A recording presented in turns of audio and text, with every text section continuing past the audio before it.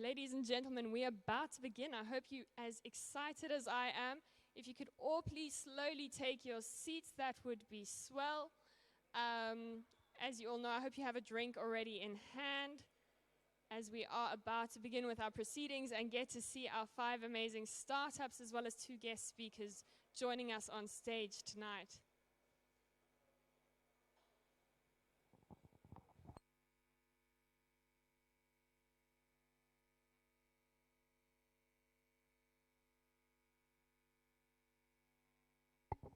Again, ladies and gentlemen, I repeat, 2 minutes until we go live. So if everyone could please come and take their seats, that would be swell.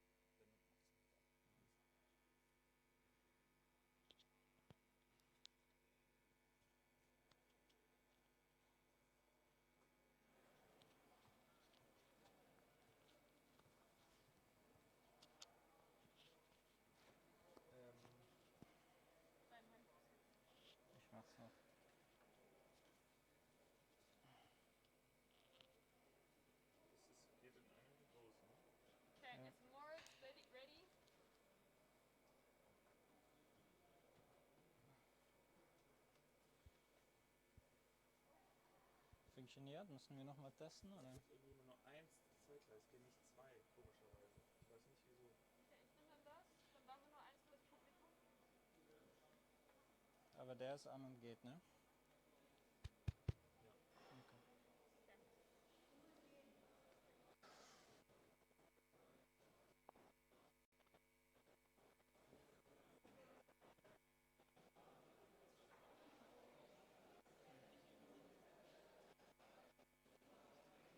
Okay.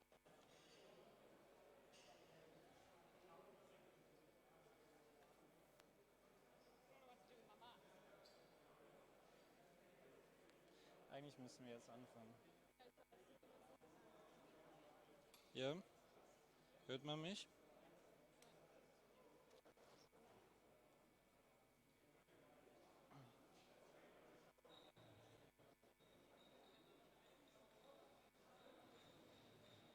Soll ich anfangen? Ready? Okay, everybody. If you can all take a seat, we really would like to get started. So let me start by welcoming all of you. Welcome to the Imagine2030 DemoDay. On behalf of the entire team at SharkBite, but also Motion Lab Berlin, we're really happy to have you here. It's also really nice to see some real faces, right? To have real audience here after a year of Corona and having a lot of lockdowns. It's actually really cool that we have a live audience here to witness the performance and the products of our startups. But of course, we're also extremely happy for everybody watching remotely. So I have Taylor with me here. Hello, Taylor. Hi, Tristan. Taylor will actually be guiding us through the evening tonight. I would like to thank you for hosting us here. It's really great to be here at the Motion Lab Berlin. And let us know, what do you've got for us tonight? Fantastic. Thank you, Tristan. All right, good evening, everyone. I see there's some spaces and seats here still available in the front, so I invite you. All right, now I'm muted. All right, there we go. I invite you all to come forward, take a seat in the front. More seats are being placed at the back, so then you all have a place to sit in that matter. Sorry for that. Before we get started, I do need to point out the emergency exits for you this evening. Essentially, it's the exit or the entrance you came in to enter the facility, as well as on your right to the end of the hall, you'll find the second entrance. Okay. The lavatories or the bathroom are next to the kitchen under the arch on your left-hand side. As for you folks back home, I think it's pretty straightforward. You know your emergency exits and where you need to go in case of an emergency. So moving on, we'll go to why we even here and what the purpose of tonight is. Well, we're here for the exciting and highly anticipated Demo Day, and that is to support and to see what our 5 exciting startups have in store and have been working on for the past 5 or 6 months. The Imagine2030 Accelerator program was or is funded by the European Social Fund, but more importantly, it was founded by SharkBite Innovation in collaboration with Motion Lab Berlin.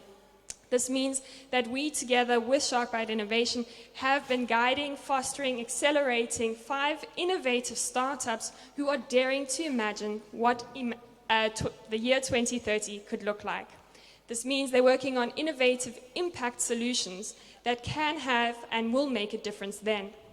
So this whole program, however, would not have been possible without my amazing colleagues and the core team, which is Tristan, Teresa, and Nadine. You'll see them running around the space, so be sure to congratulate them afterwards, because they've done an outstanding job. That being said, what are the proceedings for tonight? Well, we have 5 amazing pitches where you get to hear the ideas and see the solutions of all our startups. In addition to that, you get to ask your startups or the founders themselves some highly anticipated questions. So what do you want to know? Think about it. You audience members, you get to engage with them actively. My colleague Nadine will be walking around the audience to do just that. So just raise your hand. She'll hand a microphone over to you and you can ask your question. For you folks back home, no worries. You can ask your questions too. Just grab onto the chat box and write away, and your question will be sure to be asked. At the same time, though, we are very fortunate enough to be joined by 2 amazing speakers who are going to be joining us on stage for moderated interviews. With Heba Aguib as well as Valerian Seither, we'll be able to get the insights of the startup scene in and around Germany and the whole ecosystem as a whole.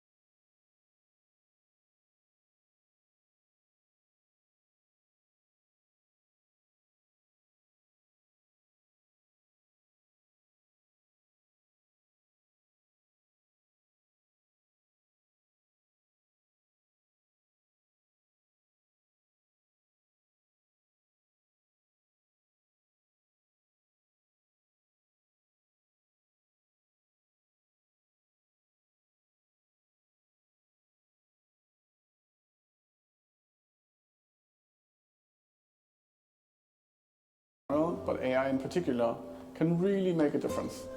AI as a technology can help us to build a more sustainable future. The problem is that AI today is a technology for the few, not for the many. It is heavily concentrated at big tech, big money, big data. We have found a way to make AI much more accessible. With our technology, we can help even smaller businesses and people to solve very specific problems with the help of AI.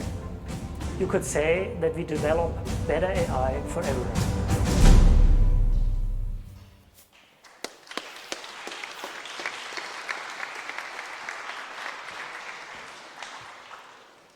Hello everyone, my name is Moritz Hollmann and I'm one of the founders of Promethean. It is our vision to make AI more accessible to everyone. And I will show you how. So let me introduce you to our first pilot client, who we will start a project with in a few weeks of time. Fina Automotive is a medium-sized company not far away from Berlin, and they produce all kinds of different steel parts for cars, for the likes of BMW and Volkswagen and so on. And they have a very specific problem, because from time to time, there are tiny little defects occurring on those steel parts. And when those defect parts are then delivered to the customer, he might send the entire lorry back, leading to damages of more than €1 million. So what do they do about it? Well, they have installed, after a fully automated production line, just-in-time production, a manual quality inspection. So people standing there taking every piece in the hand and checking it, and so slowing down the entire process. Additionally, it's impossible for them to find the sources of defects on time. So they produce defect part after defect part until they finally realize there's something wrong. So now you could ask, oh, why don't they use some fancier AI technology to solve this problem? Well, the issue is they don't know how. They have no people who have any knowledge of AI. Additionally, developing AI is very expensive, and it's also very risky. You never know if the final product will really work. And most importantly of all, they don't have data, because the basic resource I need to develop AI is data. In this case, if I want to teach the AI how to find tiny damages, I need millions of images of exact that issue. But they don't have any data of that. So this is where we come in, because we don't collect data for months and years and spending lots of money. We just create it. So we use leading-edge animation software, combine it with our AI toolkit to create exactly the data we need to develop a solution for Fino Automotive. So that in the end, we are able to go directly to the factory floor of this company, deploy our AI as a service solution, which is then able to totally monitor the entire production and finding the defects on time, sorting them out so that they are never delivered to the customer. So what they get is, in fact, a total control of their production line, and that developed at a much lower cost and in a much shorter time. But we don't stop with Fino Automotive. This is, of course, our first pilot customer, but we can take the same solution and deploy them to similar customers with similar problems, because we own the data and the solution. So we can, for example, just take the entire value chain of car manufacturing. But we don't stop there, because we constantly produce new data sets for different domains, such as surface inspection of airplanes, analyzing fabrics or satellite images, and so on. And that already shows that we are in a rapidly expanding market, because the interest in such solutions is rising every day, and we will experience a double-digit growth in the next years. But if you look beyond that, our technology can do much more, because we can lower the cost of AI development, and this way we can even smaller companies and startups enable to develop their solutions to help people. And because we animate our image data, you don't need real data, so you don't have to violate the privacy rights of ordinary people. And normally, if you train AI, you need massive computing power to process all those images you need. But with synthetic data, which we use, you need less images, not millions, just a few thousand maybe. So you need less energy.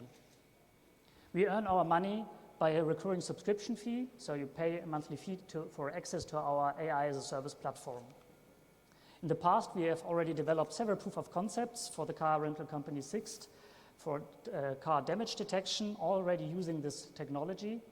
And during the last month, also a demo for our prospective client, Fino Automotive. We are currently closing our pre-seed round to develop our customer projects, but also to further develop our technology and do a seed round next year. We use our funds mainly for our team. We need highly trained experts, but also for the technology stack we require. Currently, we are a team of 4, but we plan to expand. Casimir and Xiaoteng have already developed the Sixt POC. Danielle will join as an AI expert. I worked several years at Mercedes-Benz and EY in business strategy. We also have a high-profile advisory board giving us deep access to customers, but also to technology partners, and we have also a membership in the NVIDIA Inception program. So to wrap it all up, what we currently want to do is closing our pre-seed funding round to finance the next steps. But very important for us is also to find another co-founder in the CGI space. And we are always open to welcome new partners or potential clients who are interested in trying out our solution and finding a way how to analyze their image data. Thank you for your attention, and looking forward to the questions.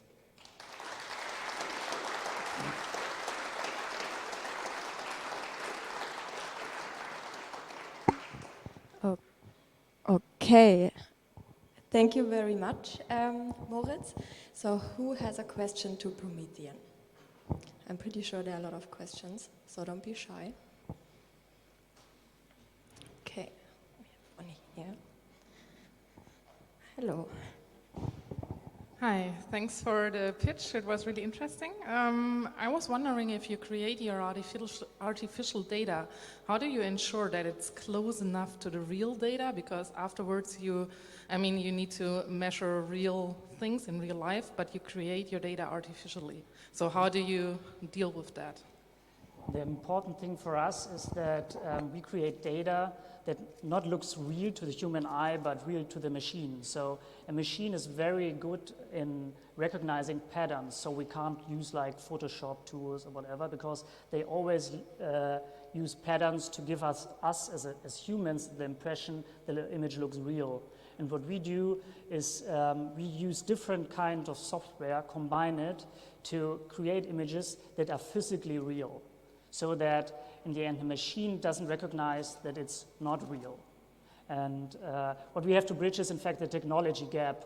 So in the past it has often failed to use synthetic data to analyze real images, but we have solved that issue already at Sixt. Awesome. Does that answer your question? Great. So we have another question here from our online audience, from Valentin Aschermann, and he asked, who are your customers? Development agencies running AI projects, for example, manufacturing, or the manufacturing companies directly? Mm-hmm. In fact, we have a different range of companies, and this will develop over time. So for the beginning, we are looking for pilot customers and customers such as Fino Automotive. We have another pilot customer in place who wants to analyze fabrics. Those are our pilot customers, so in fact, people directly using the AI solution. But going further, we will also serve other companies who just want data, for example, to develop AI solutions. Or in fact, we can serve all products along the AI value chain. But, so we have different group of customers, more up the value chain, more down the AI value chain. All right, fantastic, Promethean. Thank you so much. I hope you've all enjoyed that. Please welcome them or go to their booth afterwards if you have any further questions from them. Big round of applause.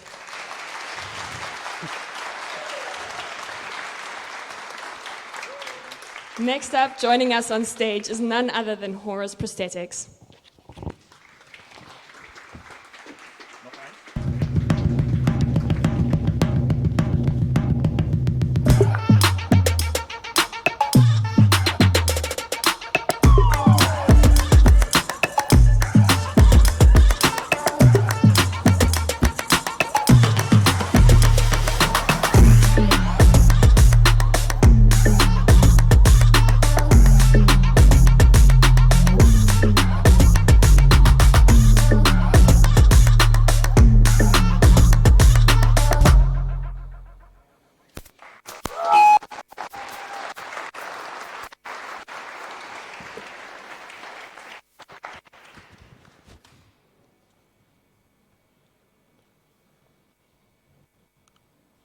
Hello everybody, we are Horus Prosthetics and we make walking possible for lower limb amputees living in developing countries. So to understand why are we doing this, I will tell you the story from Jonathan. Jonathan is a young guy living in a developing country. He lost one of his in a car accident. So Jonathan is facing many problems right now. He cannot go out of home, he cannot work, he can meet people, he suffers from depression, and he generates no income for his family. So to solve Jonathan's problem, we have designed a prosthetic leg for amputees in developing countries. So our product is functional enough so that amputees can walk outdoors, and it's also affordable. To make it affordable, we designed the most complex mechanical component, the knee joint. We have also a patent application for this part. So the more I know Jonathan, the more he trusts me. And he told me, Eduardo, do you know what? I have actually a prosthetic leg, but I am not using it. And I asked him, why are you not using your prosthetic leg? And he told me, because I used to have one, and it broke, and I couldn't find any, so he couldn't find any spare parts, he couldn't repair it, and at that moment, amputee again. He couldn't walk again. He had a big, so he decided to walk with crutches for the rest of his life and not to use any prosthetic solution. So to solve this problem, we need a long-term solution. And our long-term solution is a lifelong customer relationship. To make this possible, we have to make our prosthetic leg not only functional and affordable, it must be also a product that is long-lasting and easy to repair. Easy to repair means that we can change any components immediately. We also offer the prosthetic leg through a subscription business model where our amputees pay a monthly fee and they get the prosthetic leg, the installation and the maintenance service if anything breaks. So this is our biggest difference with all our competitors in the market. We are the only ones offering a long-term solution for a long-term problem. And how does the market look like? We are targeting an unserved market. It's an unserved market because the majority of lower limb amputees in developing countries, they have no prosthetic leg. So there are 8 million lower limb amputees in the world, 6.7 million living in developing countries, and we want to make 1 million of them to walk again. This means 15% of the market share. And we can make the product even more affordable. Right now, we have production cost of the completely leg of 560 euros, and when we scale up production, we can reduce the price in 30% to 395 euros. And why do we believe that we can make this possible? It's because we have the right people behind us. We are a team of great engineers who made the development of this prosthetic leg in 12 months possible. We have also experience in marketing and finances, and we understand the problem because we have the problem too. 2 of us in the team are lower limb amputees. We have also the best advisors in the prosthetic industry in the German market. We are working close together with 3 prosthetic houses in Germany, and we have 18 companies supporting us that have made the development of this product possible.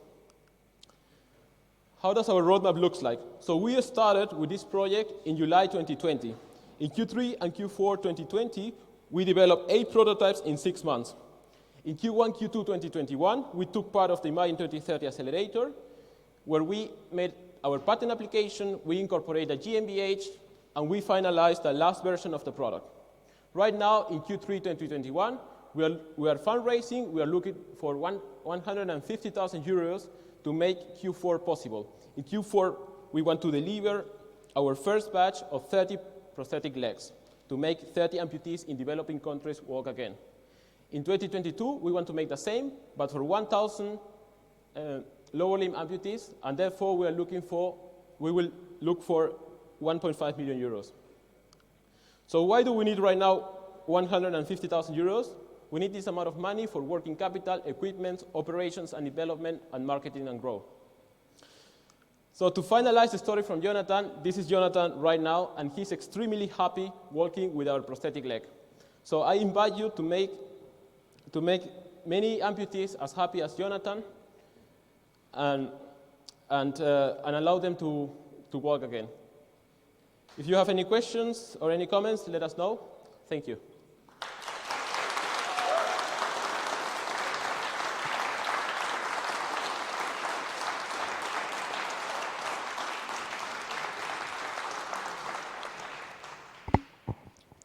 Thank you. Thank you so much, Edu. That was a great pitch. I'm now very excited to see what questions our audience has for you. Also from the online audience, there's a question. You can always ask them in the chat. I'm going to read them out loud here. Yeah, hi, thanks. Great project. And my question is, who are actually your customers? Like, the beneficiaries are most likely the ones like in a third world country, the amputees. But are they also buying the product, or is there like a third party or someone like NGOs or something? I didn't really get that part. Okay, so we are offering the product through our subscription business model.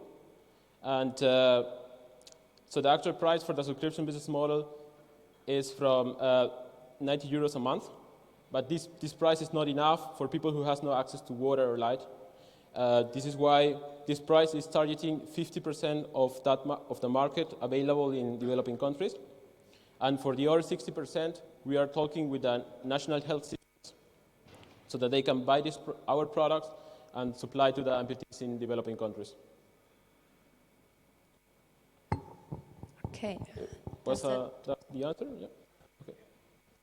Great. We have another question here from the online audience. So you want to expand and grow. What do you think is your biggest challenge there?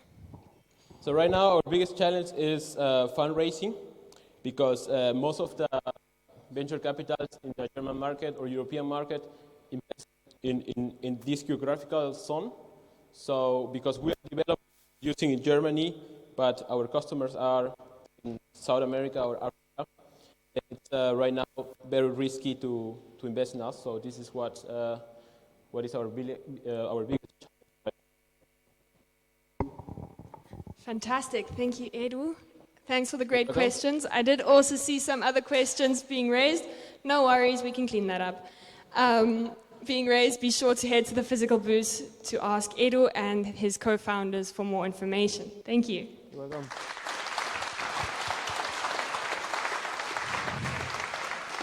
All right, next up we have our moderated interview with Heba Aguib, who is the Chief Executive of the Respond Accelerator, and I'm really, really excited to hear what she has to say and what her knowledge of the sector is. Please welcome Heba and Tristan to the stage.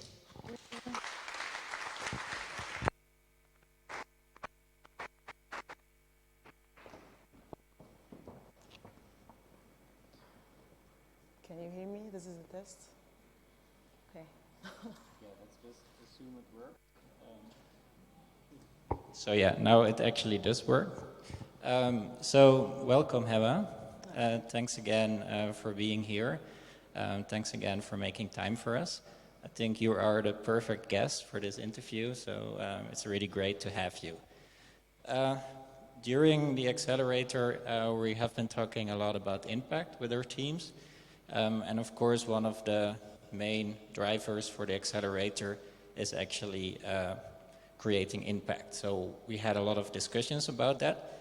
So my first question for you, Heba, is what is the main reason you want to create impact? Okay, so first of all, thank you for inviting me to be here today. It's really exciting to hear a lot of innovations and technologies helping, improving people's lives or having a positive impact. I think technology and impact are not very often or often enough brought together. Technology can be an enabler for positive change in people's lives and for the environment and even for economic benefit, but it's still seen in many cases and in majority as an add-on and not core of business. So I believe that there's a lot to be done in terms of thinking impact and sustainability in the core of businesses and building businesses and technologies based on how much and how positively it can influence people's lives. I myself, I have a technology background. I studied mechanical engineering, and I was always growing up in Egypt and being very conscious and feeling responsible for how much I can contribute with the knowledge I have and the experiences to improve people's lives. It was very clear to me that I have to use this and bring this closer to people and to benefit other people. So I started from aerodynamics to reduce CO2 emissions to medical technology so I can help patients.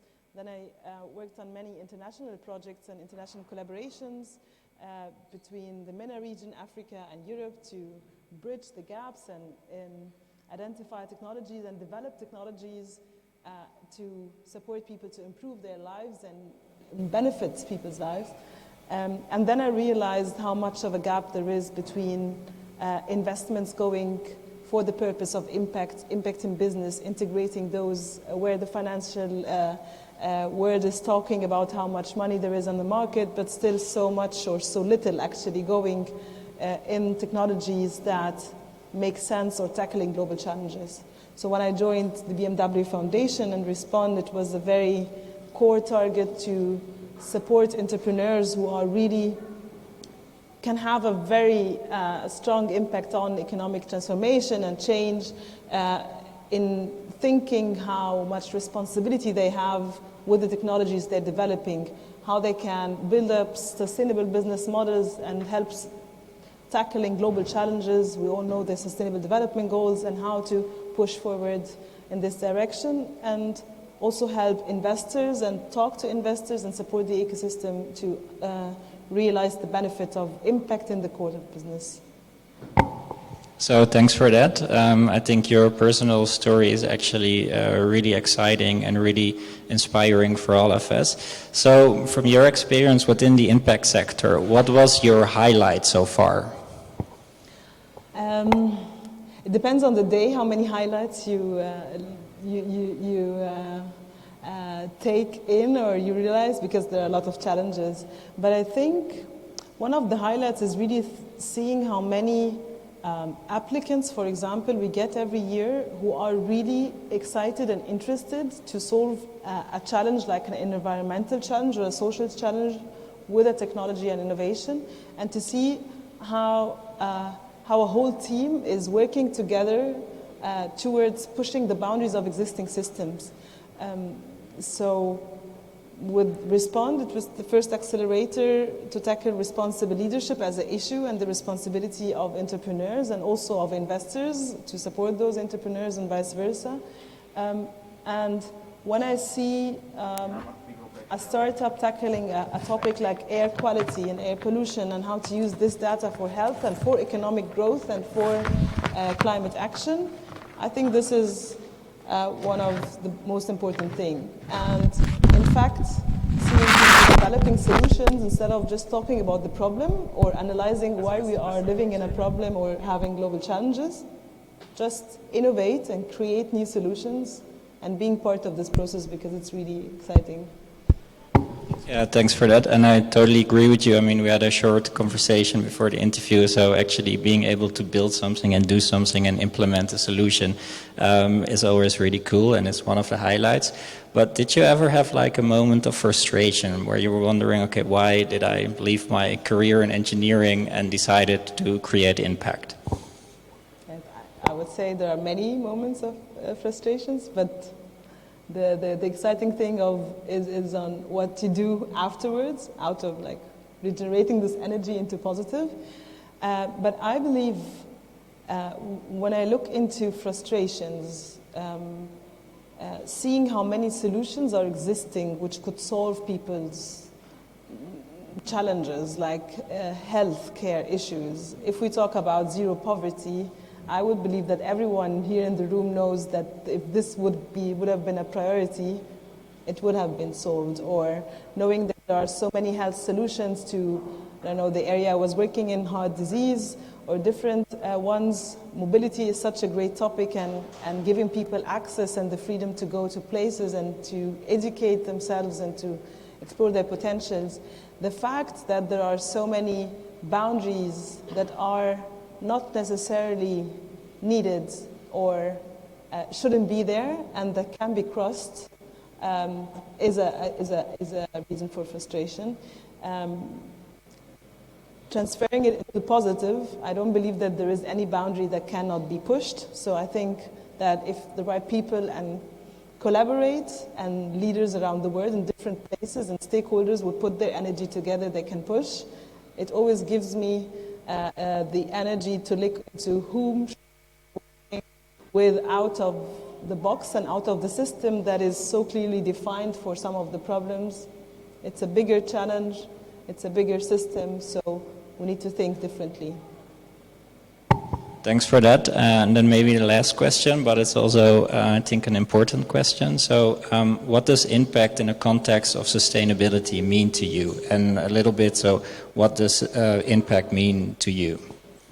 I think there are impact matrices, impact, and it's very important to understand that impact doesn't stop at avoiding harm, but it goes up to contributing actively to developing solutions to solve some of the challenges we're facing.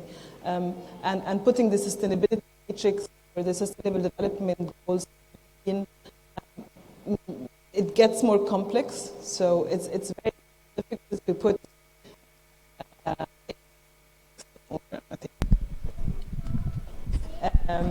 It's very complex to define the.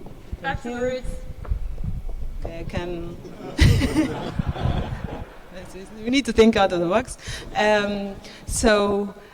When you try to identify your impact or what you could positively have as an influence, you can't do everything right at one time. Like when we look with our startups on their impact matrix, and the impact measurement program is one of the very exciting ones, putting a matrix and a suggestion on how to quantify impact. Now I'm out of my thinking line. Going back to the startups. I think it's very important to quantify impact, because if you want to talk about impact and profit, and that impact and profit are combinable and need to be brought together, it's very important to understand how much impact and how you are contributing to solving solutions. And it's a complex thing, and in the framework of sustainability it is very complex, but there are a lot of ways to measure impact, and we need to develop those together. We just published early this year an impact report based on our investments and funds of funds to understand how much impact and how much are we contributing positively to the different SDGs and to improving people's lives. So, and we use this in conversations with startups to help startups to communicate and measure the impact. So it's a complex matrix, and it's still being seen a lot as a soft issue, so we need to quantify it and make it understandable and discuss about it. I hope this is answering your question. Yeah, thank you very much. I think that's really interesting, and we can probably have another discussion for half an hour about that, but we need to leave it with that for today. Thanks again for coming. Also, thanks for being problem, or let's say solution oriented, and for thinking out of the box with the microphone. So first test already passed. Thank you very much. It was really great to have you here. Now we're going to move on to the next pitching part. And I would actually like to call on stage the next startup, Compositive. Thank you for having me. And I see we have one announcement by Taylor, so I will give the mic to Taylor, and then after that we will go on with the next pitching part. Exactly. Before we hear from Duncan himself, as you may have heard, we've had some technical difficulties. It's been a while since we've had an on-site event, so please forgive us. We've gone back to the roots, we've got a cable and everything is sorted, so you'll be able to hear Duncan just fine in the next pitch. So on that note, thank you. And please welcome Duncan to the stage. Hi, we're Duncan, Cook, and Josh, to create sustainable products for sustainable materials.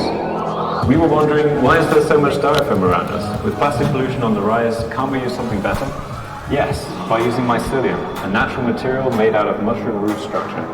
At Compositive, we combine mycelium with modern design and engineering to provide circular products that can be completely composted after use. Our first product is the Myco helmet, the world's first sustainable bike helmet. It's time to bring mycelium to us, to you, and onto our heads.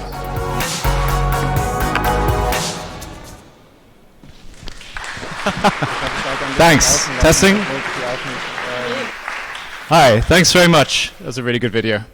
Better than this presentation. Hi, I'm Duncan Corns, and I'm representing Compositive today. And we're here to pose the question, can you replace plastic with mushrooms? First off, this is styrofoam, or expanded polystyrene, and I bet everyone here knows that it's unsustainable. It actually takes up to 30% of all landfills, and it's still so present in our day-to-day lives. But why is this? It's because it's functional. It's lightweight, it absorbs impact, and it's thermally isolating. And until recently, there was no sustainable substitute. Introducing mycelium, the root structure of mushrooms. It's an entirely compostable, sustainable material that can be grown directly into the desired product, and actually has the properties to replace styrofoam. But it's still in development for most applications, and it takes time, especially for large companies, to take that knowledge and to turn it into real products. And because of this, there are almost no commercially available products on the market. That's where we come in. We're compositive, and our vision is to replace all styrofoam. And we do this with good design out of sustainable materials. And here's the thing, we've already done the groundwork in the last 6 months. We partnered with a biohacking lab in Berlin, and we overcame the challenges to choose our mushroom species, develop our recipe, and develop our mold-making process. And so we are now one of the few groups able to make mycelium as a material. But here's the thing, we're actually all geared for product creation. Our strengths lie in developing products and taking them to market. We have a design thinking expert focused on user-centric design. We have a chartered mechanical engineer and industrial designer. And even our mycelium specialist is a passionate designer. We are now in a position to make a whole line of circular products with a method that few have access to. And our flagship product is the Myco helmet. I'll introduce it in a second. And this isn't just because we're all avid cyclists, but there's a strong correlation between eco-conscious consumers and cyclists. Yet there are still no truly sustainable helmets on the market, and none that have been certified and made commercially available. So we need to make this to be waterproof, it needs to be consistent enough to pass EU certification, and it needs to be safe or as safe or safer than a traditional styrofoam helmet. So honestly, this is a challenge. If we can make this, we can make anything. It has to last for the EU recommended 3 years of life, and it can simply be composted after use. And we've calculated that there are over 800,000 potential customers in Germany alone. These are people who cycle, who wear a helmet, and who care about sustainability as a total addressable market. And the EU market size for helmets is certainly big enough at 300 million and growing at 5% every year. But this is a small proportion of the larger styrofoam market, which is our eventual goal, at 9 billion. And this isn't actually growing in the EU every year. It's actually decreasing because of more stringent pollution laws. And as you can imagine, this actually opens the door for companies like us. And importantly, through online or retail sales, a strong margin can be made. If you're making 5,000, 10,000, a million or something, you've got to hand it to plastic. Eventually, its large capital costs get covered. But mycelium actually has an advantage on the lower batch sizes. It doesn't need massive tooling, it doesn't need anything like that. So we expect, even with a low risk batch size, no more than 50 euros per helmet. And when we spoke to our users in our interviews, we realized that a margin can be made as people value sustainability more.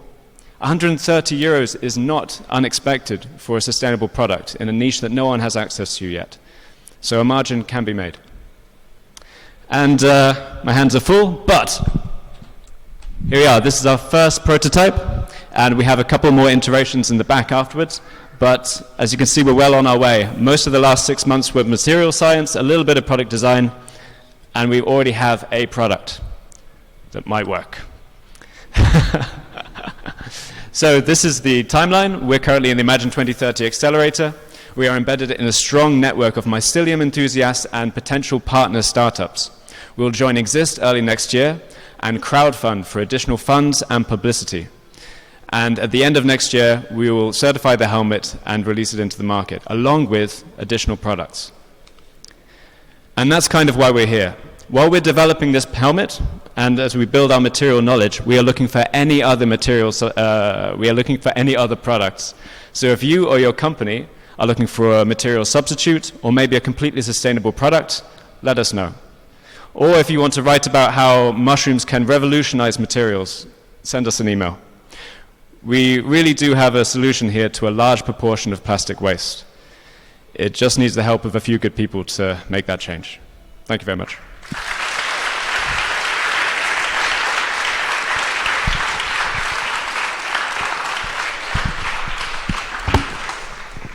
Thank you so much, Duncan. I'm now excited to hear some questions. Hi, thank you very much. I really like the pitch, and the product is great. Don't want to destroy anything of it. It's just one question open to me about the production, and when I look into the forest, I might think a mushroom takes quite a long time to grow. How much time does it need to build one helmet? That's a good question. There are lots of different stages. What really makes it difficult to scale is the time spent in a mold, but we can get that down to a week. So we might make 150 molds, for example, and every week each of those would produce one helmet. So that's really the critical timeline there. So we need to be starting early, and it seems like a lot of time, and realistically space does cost money, but the ingredients are virtually free. So it can just about work out, especially as people value sustainability more. We can cover these extra costs and produce a product that's actually sustainable. Thanks. Does that answer your question? Great. So we have another question for you, Duncan. How can you ensure that the straps for the helmet and basically the non-mushroom parts are also sustainable? That's a good question, because obviously these things also need to be EU certified, and that's entirely different. And you can imagine we can't make the buckles out of mycelium. So what we're doing is having them to be reusable. You can take them out of your helmet when it reaches the end of life. You can throw this away into the garden, wait a couple of weeks for it to degrade, and then you can put these into your new helmet, or simply send them back to us to be reused. That's the plan. Fantastic. Thank you, Duncan. I must say you look rather fancy in that helmet. Thank you very much. Do you want to wear it? Maybe later.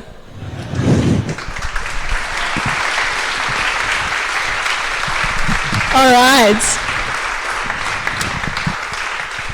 Next up, we have an exciting pitch from MintWorks. Check out their video and then hear what they're all about. I am so excited about a cargo bike.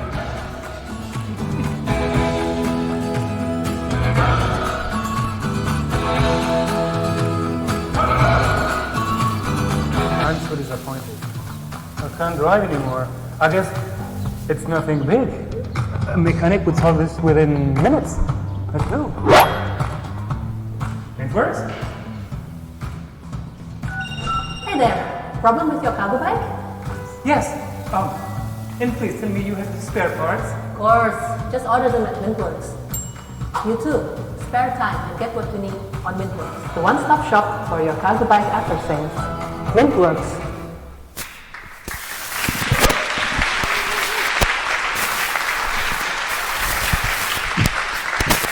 Yeah, hi there, thank you. I'm Lucia from MintWorks, and I'm here because of this.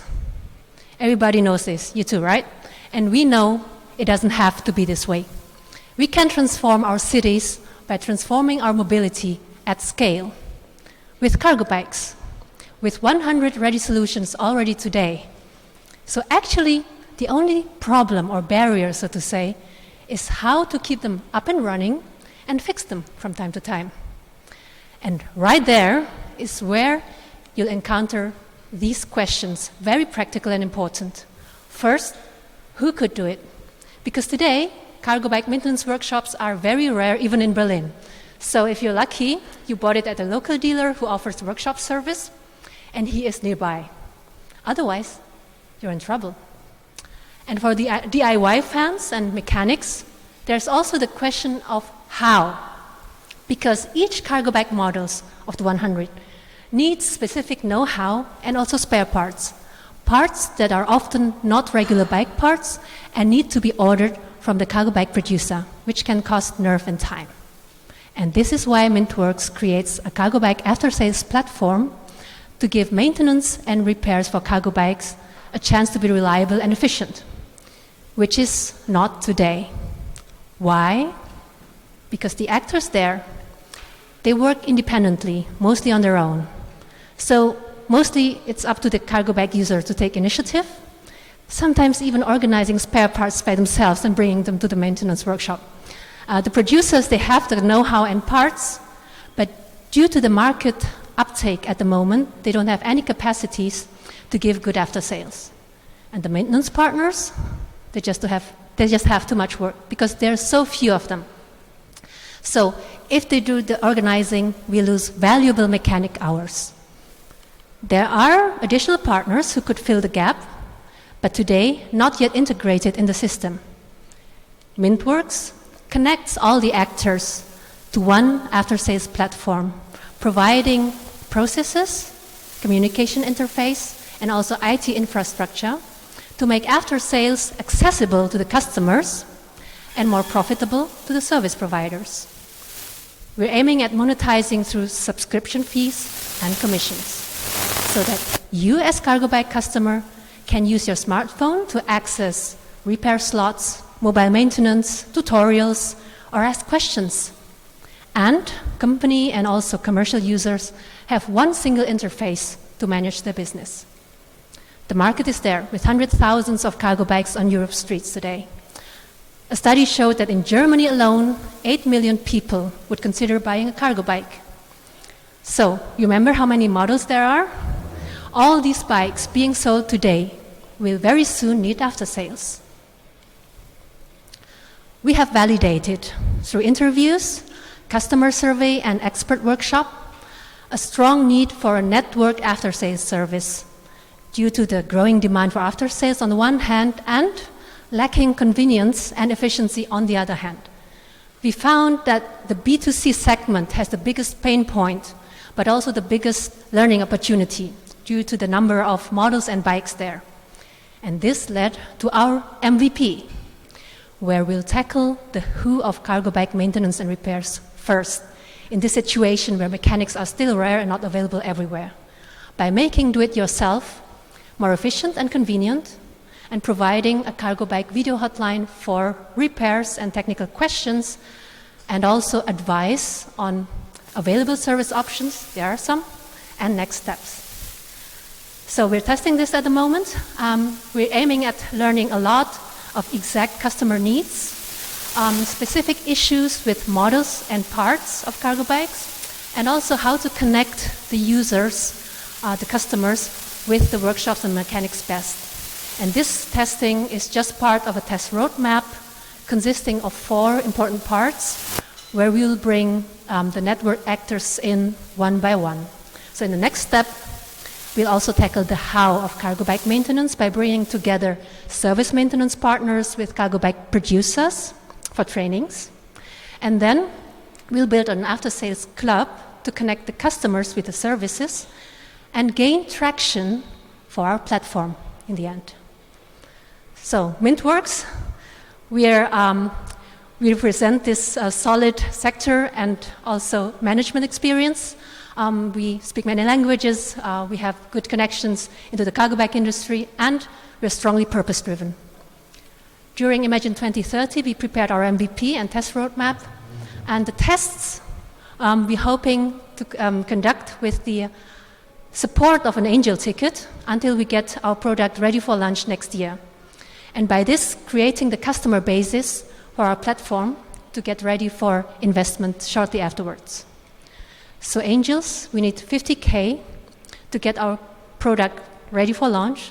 And dear partners, we need you to join our after-sales network. So please reach out to us.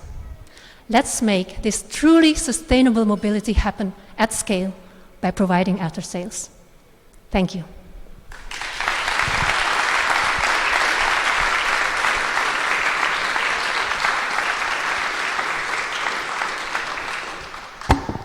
Thank you so much, Lucy. Who has a question to MintWorks?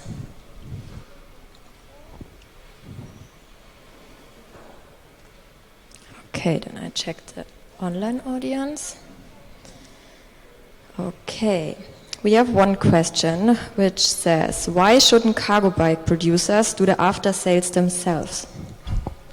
Okay, for a start, the cargo bike producers are often small and medium-sized enterprises at the moment.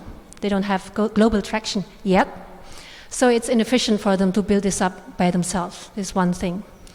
Another point is also that we see a lot of available also networks and service providers who could actually gain by training and enabling. by also opening up new income streams by hopping on the cargo bag train. So this is actually one thing that's very important. Okay, we don't have any other questions online. Is there maybe someone here? Great. Hi. Did you find out anything yet about the customers who would be using the service? What is their biggest problems with the cargo bag users in the end? Yeah. So their biggest problem at the moment is actually if they cannot have their mobility as usual, right? The thing is, as I mentioned, the mechanics, they are not everywhere available. So people who buy their cargo bags at a shop far away from their home, which is the reality in very many places, if we're just moving away from Berlin, right? Berlin is just, it's not the normal case. So they need sometimes also to fix it quickly. You know it maybe from your car. If the car makes noises, you're also in worry that it may break if you continue riding your car. And you need like this instant help and also instant support, so to say, to understand what's going on. And this is actually the biggest pain point, and we also hope by our tutorial to reach also mechanics who can then locally support the users. Fantastic. Thought it was going to go that horrible sound. Thank you, Lucy. Thank you. All right, next up we have another moderated interview. Lucy, before you run off with that microphone, we need it.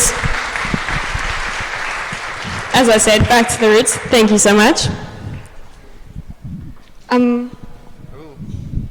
Maybe we did that. Yeah. Perfect. That's what being a startup is all about, you know, adapting to new solutions. There we go. All right, well. A little far apart, but still. Corona safe, no?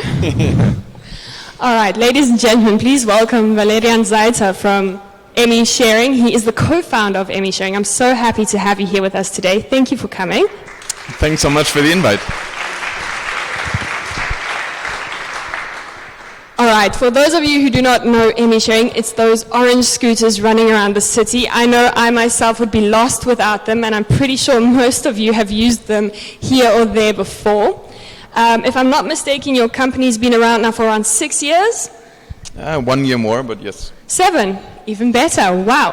Well, that being said, you've managed to be a strong corporate, or not corporate, but a fight against these corporate players. So you have a strong player on the market, in an e-sharing market. That cannot be an easy task. How did you go about that, and what set you apart? Well, I would say we only got there because we are not a corporate player or backed by a corporate player, because there were so many situations in our history where we were really challenged to an extent where it was really, really important to have resilience, and not only like us as the founders, but within the whole team. And I think the only reason why we were able to attract so many great people that make up our team right now is because we are that small startup that started with the idea and vision to change urban mobility, and so we were able to get a lot of great people that actually joined for that vision and with the mindset of being really resilient, and even if there are challenges and if there are problems rising, to stay there and to stay on board and to really work through that. And I think that is a huge difference to when you compare yourself to then a corporate startup, for example. Of course, there's an immediate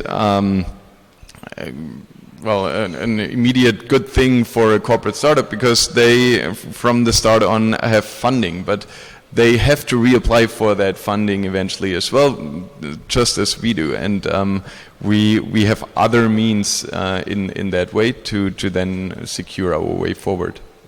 Okay, so resilience, the vision, drawing people with you. I hope, dear startups, you've been listening to that. There is hope, don't worry. But that being said, you've also mentioned funding. Now, if I'm not mistaken, you've also had investors invest again. So not only have you gotten investors to invest in a hardware product, or partly hardware product, which in itself is a challenge because that is always assumed to be a bit more risky than anything else, but you've gotten them or convinced them to invest again. Why was that the choice? Well, I would say for one, this is this tells about our traction and what we've achieved. So when closing the funding round, already when closing that first funding round, it's already apparent that this is not going to take it all the way. It's barely the case that way. But you kind of have to agree on certain things, on how it's supposed to develop, and so it's always, I know it's always a startup thing to oversell and to make it till you fake it. We've done our fair share of that as well, but you are going to see those investors again, and you are likely to ask them again for funds. So you need to be careful on what you promise, and if you burn your relations with them while promising that. So I think that's pretty important to build that kind of trust with your investors, so that they will be eager to invest again when the time comes and when it's necessary. And especially now, during the last couple of months, since the situation was unexpected, I would say, it's even more important to have investors that you can actually trust. So this is only from the one side things that we can really influence, so how we behave towards our investors. But of course it depends a lot on how integer the investors are as well. So if they are willing to support in challenging times like this, and so we are really happy about the kind of investors that we have on board, and there's just a good level of trust, and that has helped us a long way. Indeed, I think investor can very much be a North Star, especially at the beginning stages of your startup.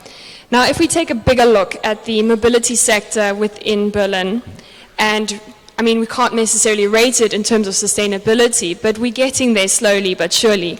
How do you think we are rating in terms of sustainability, and what would need to be done, or what improvements need to be made? Well, for one, I think, of course, within the mobility sector, there are companies that started off a bit more sustainable and others that started off a little bit less sustainable. For us, it was always clear, even back in 2015, when we then finally got the service on the road, that those had to be electric mopeds, because we didn't want to, back in 2015, this was still something pretty new to have electric mopeds, and so everybody, or we were asked by a lot of people, why would you start with electric ones? Don't you want to go with the combustion engine ones, and then you can convert later? But we always thought, okay, if we're going to introduce a new mobility solution, we want it to be sustainable from the start, and going through the hardships of that, I think that helped us a lot by building up all that knowledge that we have gathered now today. So I think there are a couple of companies that take the more sustainable approach, but overall I want to say that within the mobility sector, I think if you look at all the visions that are out there, they are all similar to an extent that if I'm looking at all the sharing operators, the goal is to make it less attractive to have an own vehicle, an own car for yourself that you're using all the time. And all those companies follow this vision, and I think in that aspect they all deserve to be described as sustainable, because this is the main challenge within a city. Of course, there's always gonna be, and there always has to be, public transportation, but we've learned in the last decades that this is not enough. Good public transportation will not make people get rid of their car ownership in a city. There needs to be something else, and all those different companies are working on concepts for those. It's not always or most of the time, not the one solution fits all, but it's the combination of those different solutions. And so I'm a strong believer in the whole space and actually in the sustainability of the whole space. That's fantastic to hear, and I agree. You need more and more solutions contributing to the bigger cause, and then we will no longer see that picture that Lucy from MintWorks showed at the very beginning of that congested city, and soon we'll only see sharing solutions such as Emmy's running around. I hope so. Well, would be an idea, would it not? That being said, I do, though, have one last question for you tonight. I actually have tons of questions, but out of time reasons, we can only ask one more. Out of the past 7 years in your journey with Emmy, what has been your highlight? Ooh. There were so many, just as many downlights there were, but there were really, lots of them. I would say just in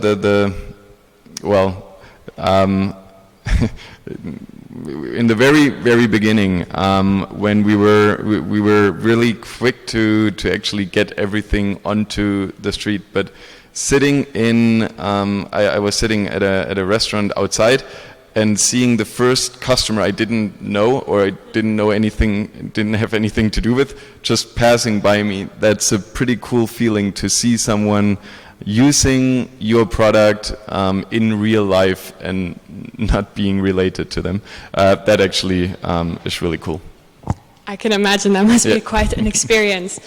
All right, well, thank you so much for joining us. Now, before you head off, I'd also like Heba to come back on stage because we do have a little something for you planned for you to take home. I don't know, are you heading back to Munich this evening, Heba? She is indeed. She came all the way from Munich, ladies and gentlemen. I mean, that in itself is amazing. All right, well, I'm going to hand over some flowers, so we're going to drop the mics now.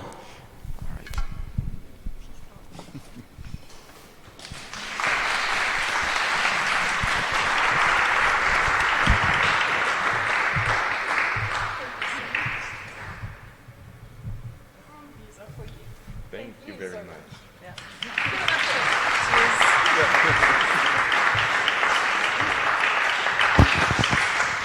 Awesome. Fantastic. Thank you so much. All right, on that note, I ask our final startup for this evening to please join us on stage. Please welcome Clean Ocean Coatings.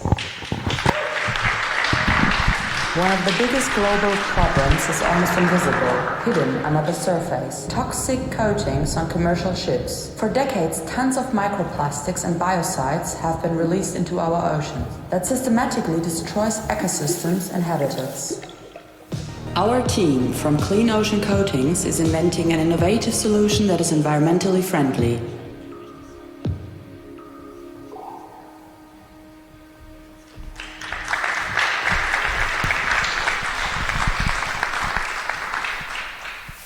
Hey everyone, I'm Christina and co-founder of Clean Ocean Coatings. We all need the ocean, now the ocean needs us. Very wise words if you ask me. And as you have just seen, the ocean needs us to solve a very well-hidden problem. So do we have any boat owners in the audience tonight? Yeah? So I bet you struggle with biofouling? Yes, nodding. So for all the others that don't know what biofouling is, it is a growth of algae and seashells on ships. It increases fuel consumption up to 40%, and it causes an estimated damage of 150 billion euros annually. And therefore, more than 100,000 tons of toxic anti-fouling coatings are applied every year, and that is the actual problem. These so-called self-eroding coatings, they are designed in a way that they wash off over time and therefore leaching toxins and microplastic into the ocean and therefore in your sushi. So a merchant vessel is in dry dock every 5 years for class approval, and that is when it gets a new coating. And this is typically applied in 5 layers. And here comes our solution. E-coating, a toxin-free hard coating which does not wash off over time. Our magic is a uniquely smooth surface which is easy to clean, and it is more durable than conventional coatings. Also, we only need 3 layers of coating instead of 5. And due to the smooth surface, we have less friction. So overall, e-coating can save the shipping company 600,000 euros per vessel per year. And this makes e-coating a win-win for the customer and the ocean. The global marine coatings market is in the size of $11 billion, and it is forecasted to grow by 7%. So our goal is to get on newly built vessels. There are 90,000 vessels globally, and around 3,000 are ordered new per year. And 30 to 40% of the customers are willing to pay for a premium price coating. And our booster to these specific customers are our advisors from Silverstream and HazyTech, who already sell successfully new technology to this conservative industry. So e-coating disrupts the market.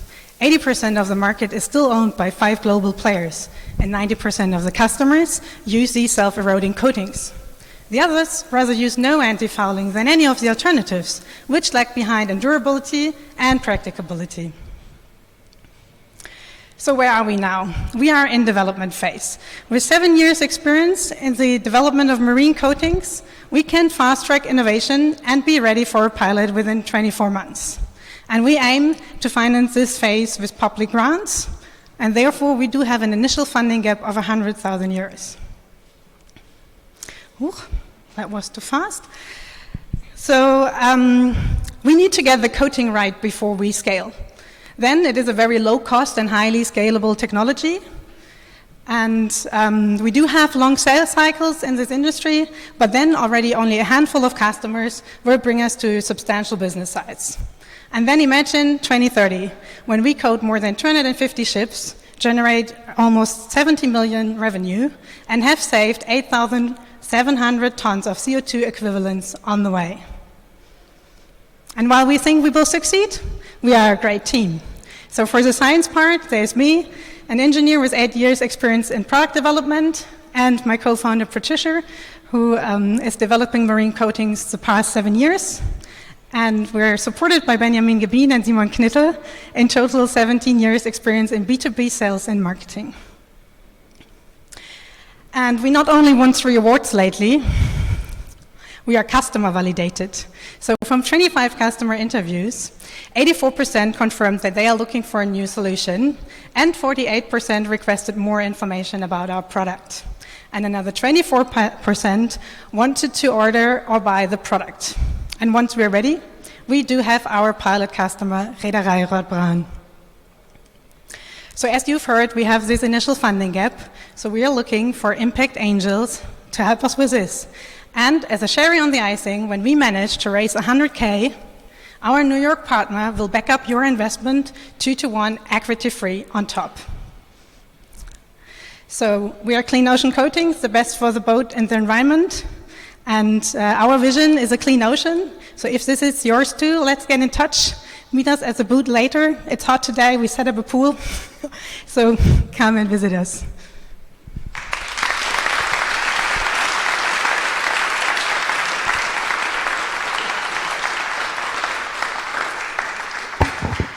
Thank you so much. It was a really great pitch, and we already have a question here from our online audience. The question is there a need for investment in different application methods for the coating? Sorry, can you repeat that? Yeah. Is there a need for investment in different application methods for the coating? Actually, we need to be applicable with standard methods so that we, like any dockyard in the world, can apply our coating. And that's still a challenge, yeah. But we will do that. Great. Is there a question here from our on-site audience?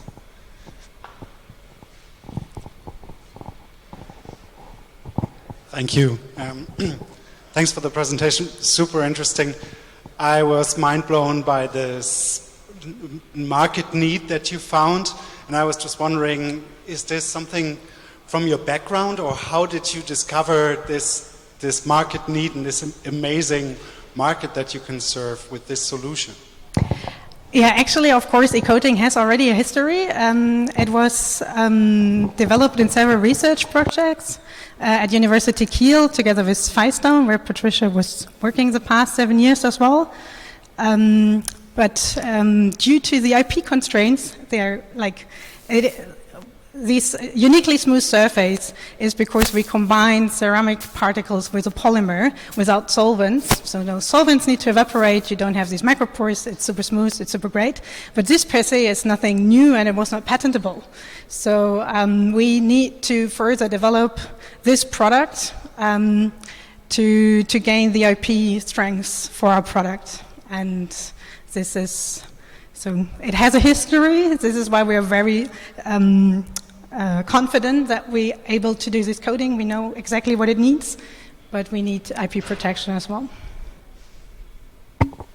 Does this answer your question? Yeah. Okay. Fantastic. Thank you, Christina. Give it up for all our startups of this evening.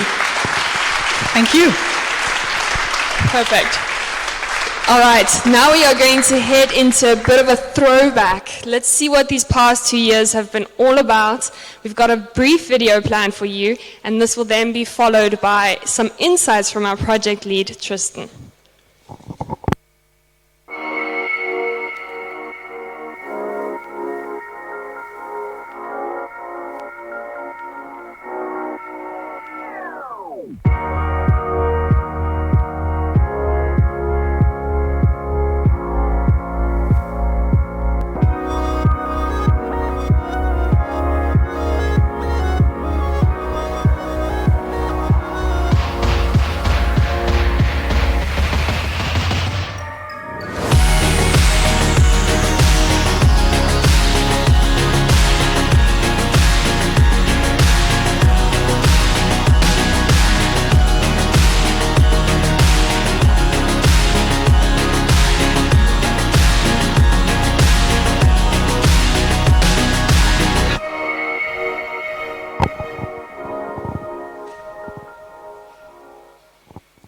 There we have it.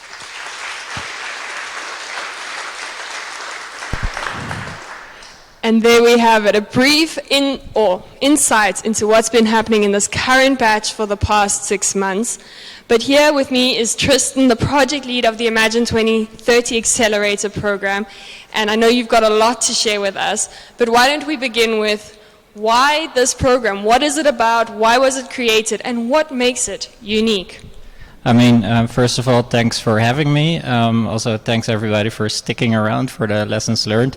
It's really great to get the opportunity to explain a little bit more about our program and what we actually achieved so far.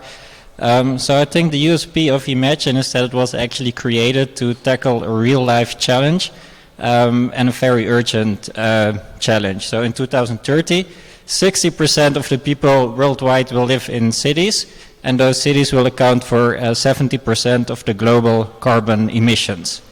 So if you look at that, that's a huge number, of course, and public transportation, or let's say urban mobility, is a huge cause and a huge factor when it comes to actually causing those carbon emissions.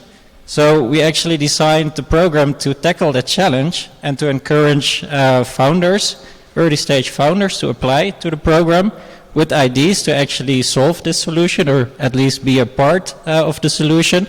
And then we worked with them for 6 months to develop their ideas into prototypes and real products. Wow, that certainly sounds like a noble cause, but now, wait a minute, 70% of global emissions will be, or carbon dioxide emissions will be accounted for by 2030. Why 2030? What was the reason for that? So actually it's related to the SDGs. So it's linked to the SDGs of the United Nations. And most of all, of course, SDG number 11, sustainable cities and communities. And I think that's also one of the USPs of SharkBite Innovation as a company, that we're actually able to take SDGs and translate them into real life programs, into businesses, into products. So not just talking about it, but actually really translating those SDGs into specific action points.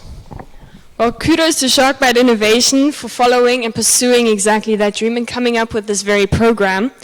Obviously, now I've seen already from the first batch many successes. There's a few startups on the road already applying their solutions, and I know Batch 2 is well on their way to doing exactly that. But now, in your opinion, Tristan, what have been the key factors that have added to the success of this program?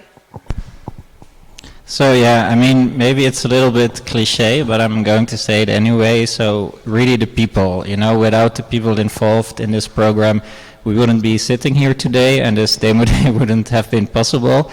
So I really would like to start by thanking all of our founders of the second cohort. Without your innovative spirit, without your commitment, but also without your patience with us sometimes, this wouldn't have been possible. And I think all of you managed to actually develop a product with huge potential from a commercial perspective, but also huge potential from an impact perspective. So really well done. And I really would like to thank Patricia, I would like to thank Tuk, I would like to thank Eduardo, Mohammed as well, of course Lucy, then Christina, Casimir, Nicola, Jana, Moritz, Chao Teng, I'm almost done, and Duncan for sticking with us and being part of this program. So really, thanks for everything, and it was really an honor to having you on board.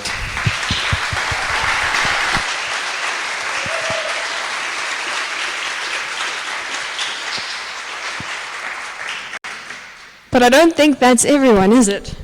You're totally right. So behind, I would say, each and every founder, there's also a team, or maybe it's the other way around. So we're extremely proud of all of our teams, not only from the first cohort, but also from, or not only from the second cohort, I should say, but also from the first cohort, of course.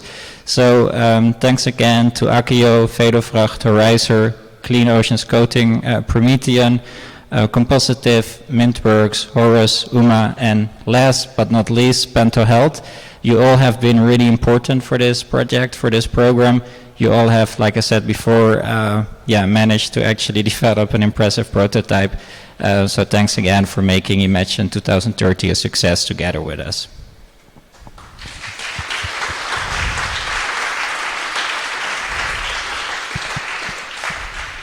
And then I have one more point, and this point, or actually two more points, and this is really important as well.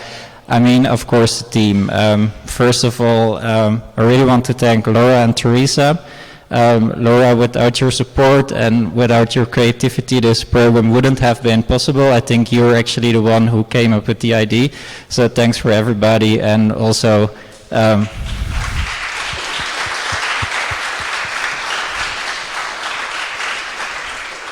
know that a lot of the applause today is actually for you, and the same counts, of course, for Teresa. Thanks for always supporting me.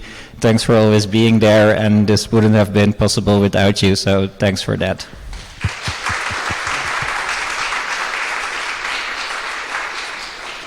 Then I would like to mention Sebastian and Kai as well. Also, thanks for your support for the program. And of course, I don't want to forget our awesome partner, you guys, the Motion Lab Berlin. Taylor, thanks for being my co-project lead on this. Thanks for always having my back. And I also would like to thank Nadine. Thanks for being a very important member of the team and always keeping your sense of humor, even if things are difficult. So yeah, thanks again.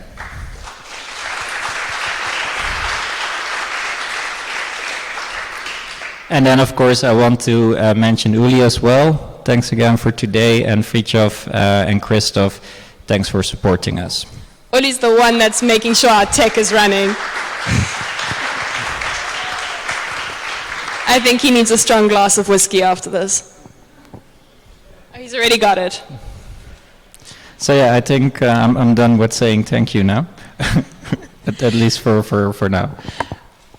That being said, I do think there's some other components that do belong to this program and would not have been a success without it. Being our coaches. Yeah, of course, our wonderful mentors. So I'm not done yet. I really want to thank all of our mentors for being part of this. Thanks, Susie. I know you're watching remotely. So thanks for actually going on this adventure with us. Thanks, Daria. Daria is here in the room as well. There she is.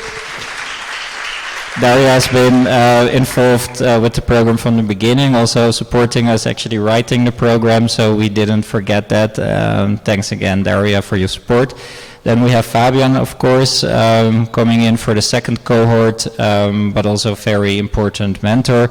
And the startups were really able to benefit from you hugely, from your experience as successful founder. Then we have Jonathan. He's sitting here today in the audience as well. He has been a mentor from the beginning. So thanks again, Jonathan, for all your commitment and support. Also, thanks for the nice cooperation when we were coaching Promethean together. So it was really a pleasure working with you. Then, of course, Mario. Thanks again. Also really great to see you here in person today. And then we have Sarah as well, who's also watching remotely. Thanks for being an important part of this program. And then I think I'm really done with saying thank you for today. But let's see what the next slide says. Yes, it was a whole bunch of unique individuals that got together that truly put together an amazing program and generated fantastic results. That being said, there were obviously many highs and quite a few lows, but many milestones that were achieved. Now, in your opinion, Tristan, what were the best or the most prominent milestones that this program has achieved, developed, succeeded in? So yeah, I think that's a tough question because we actually achieved many milestones in KPI, or at least I hope so. But I actually try to make it or make a good overview and try to put Imagine 2030 in facts.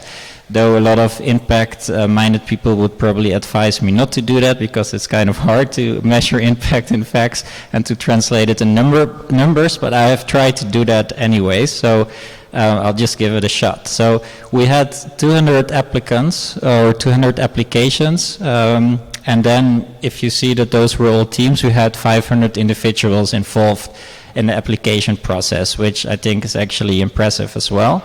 Then we had ended up with 10 teams and 29 participants, who I already mentioned today. So I think that was also really, really great, and we really enjoyed working with them. Then we actually have had 1,265 hours of mentoring and coaching and expert sessions offered during the program. So, I mean, it's not only that number alone which is impressive, but I think mostly it's impressive if you look at the quality of those hours. So we really got a lot of very good feedback from our startups, and I'm really sure that our teams really benefited from that, both for their personal growth, but also, of course, for their growth as a startup. So yeah, that's the reason why I wanted to mention that as well. Then we also actually have 5 companies created, and I'm not saying that we created those companies. Of course, the founders did, but if you look at the fact that we had 10 teams in the accelerator, and we're talking about extremely early stage accelerator, and right now we already have like 5 companies created, which are all in Berlin. So I would say that's our small or moderate part of actually trying or making sure that Berlin is a startup hub or becomes a startup mecca as well. So yeah, I think that's something we're also extremely proud of. Then we actually have the potential of improving sustainability in 6 different business sectors, because as you guys all saw today, the solutions or startups are actually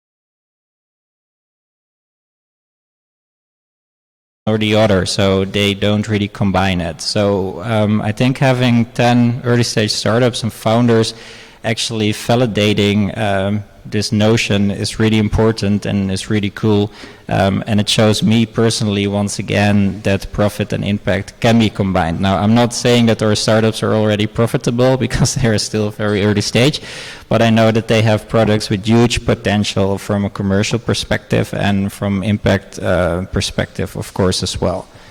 Then the next one is that mobility has many phases, so we should not limit ourselves to classical mobility or solutions related to classical mobility.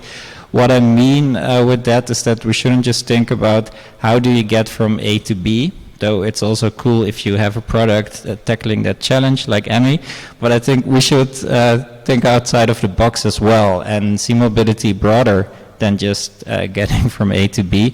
And that's what our startups did during the program. And I also think that's an important lesson learned. Then maybe my wish going forwards for the ecosystem as a whole would also be maybe let's try to have a stronger focus on pipeline building. And what I mean by that, I mean there are a lot of efforts going on and a lot of coordination.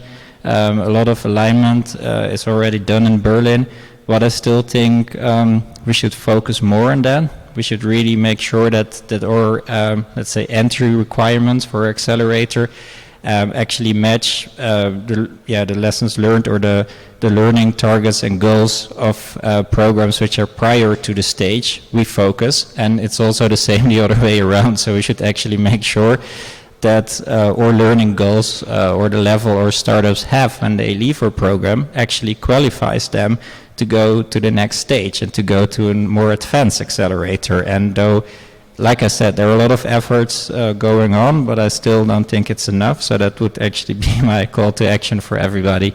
So let's try to improve that and work on that together. Then last but not least, we've also noticed a little bit that sometimes there's a lack of impact-focused funding alternatives for startups.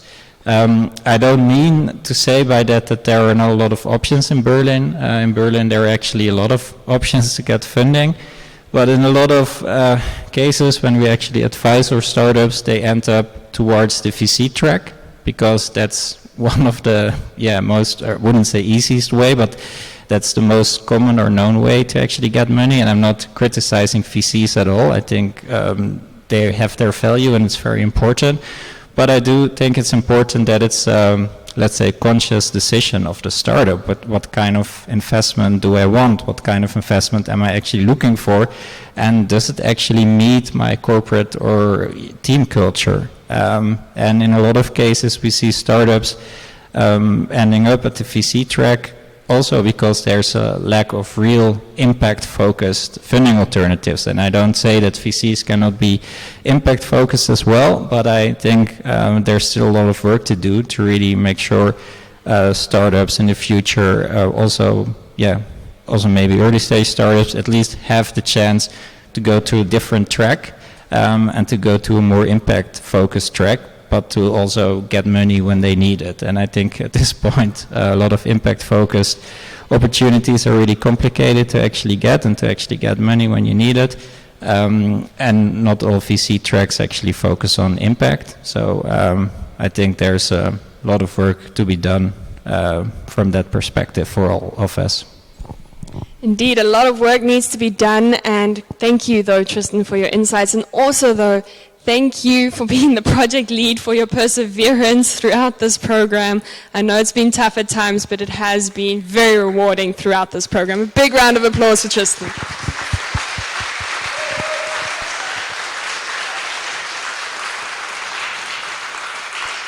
All right.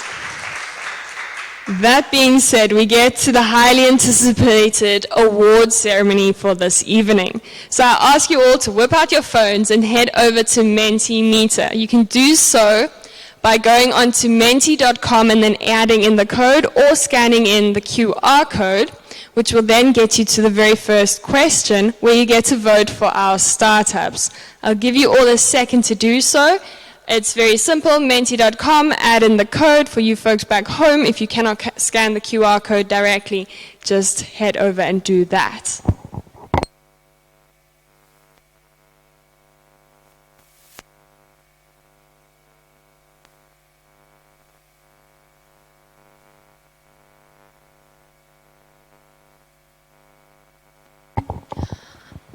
All right, okay, I don't have my glasses on, so I'm going to have to look up.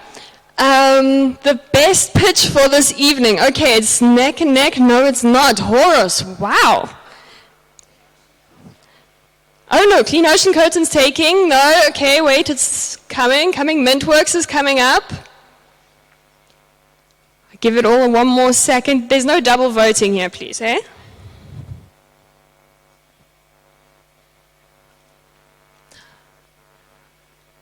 All right, ladies and gentlemen, I think the best pitch for this evening goes to none other than Horus Prosthetics. Could Edu and Mohammed please join us on stage?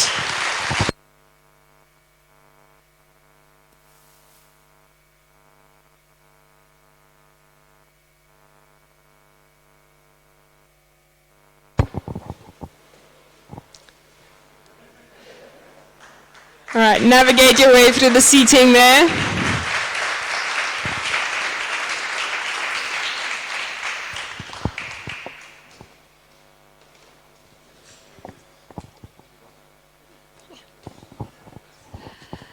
I must say they've all grown quite considerably since they started this program. The team is growing and they've got significant successes coming their way. That being said, here you go, Edu. I'm going to pass this on to you. Congratulations.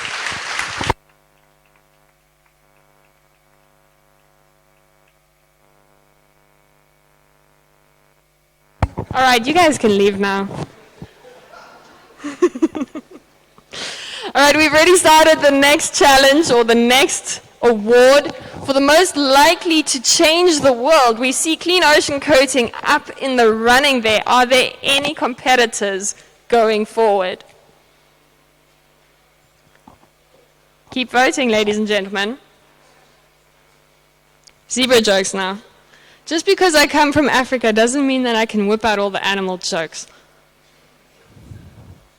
No, in serious, do you know that zebras fart when they get scared to like scare off their competitors? All right, now we've seen a shift there. Horus is budging in onto compositive bio. No? All right, ladies and gentlemen, the most likely to succeed for this evening is Clean Ocean Coatings. Please welcome Christina and Patricia to the stage.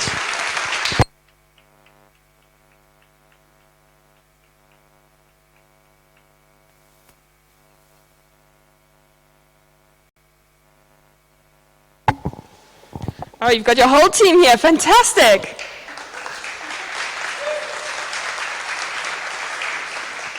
Awesome stuff. These lights have, by the way, been made by Aitan Riga. He was part of Batch 1 and is also a profound member of Motion Lab Berlin. Please enjoy it and add it to your collection of awards, I might add. Thank you.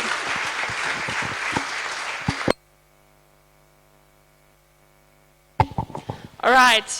For the final one, we have the most innovative product.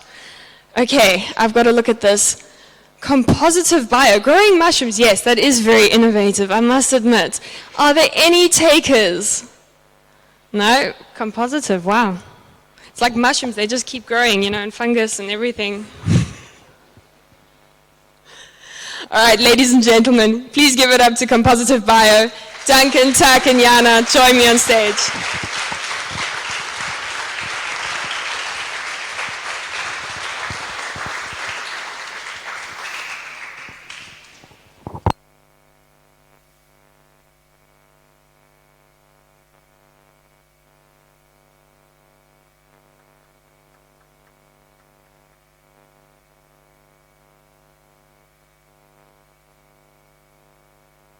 It is very warm here, yes, indeed. All right, you're free to go. All right, ladies and gentlemen, that about does it for this evening. Thank you so much for joining us. Thank you, dear startups, for putting up amazing pitches. It has been fantastic listening to you. But of course, I've seen some more questions in the audience, so now it's your time to head over to the physical booth as well as the online booth. You, dear audience, also get to participate. Just go onto the expo section of Hop-In, and then you can go and engage with them, contact them directly, or even better, react to their call to actions. On that note, a huge thank you goes to everyone that made this evening possible. Go and enjoy the beverages, the food, and everything else. Thank you, everybody. Good evening and good night.